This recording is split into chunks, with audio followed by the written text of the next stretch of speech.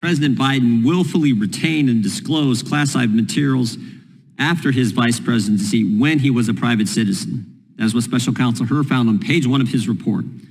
On at least 3 occasions, Joe Biden, quote, read aloud classified notebook passages to his ghostwriter nearly verbatim.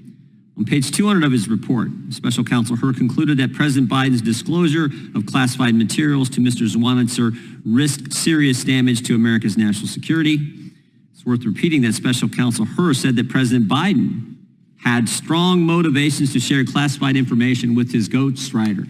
In fact, he had a million reasons to ignore the rules. Joe Biden shared some of the classified materials he wasn't allowed to keep, with his ghostwriter, who was writing a book for which he was receiving an $8 million advance. All this, and yet Special Counsel Hur declined to prosecute Joe Biden because, quote, he is a sympathetic, well-meaning elderly man with a poor memory. And that brings us to today.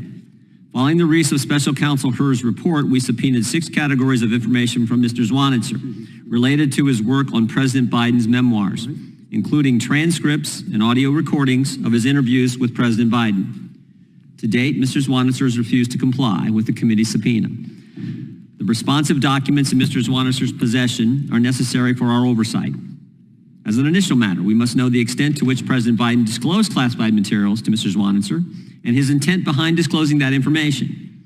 In order to do so, and to determine whether Special Counsel Hur appropriately carried out justice by not prosecuting the president, we need the audio recordings and the transcripts.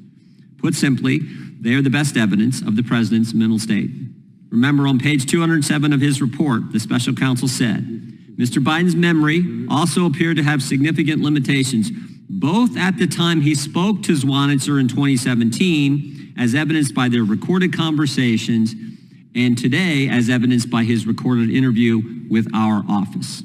Special counsel concluded that some jurors may have reasonable doubts because President Biden's apparent lapses and failures in sharing the classified information with Mr. Zwonitzer would appear consistent with the diminished faculties and faulty memory he showed in the recorded interviews with his ghostwriter.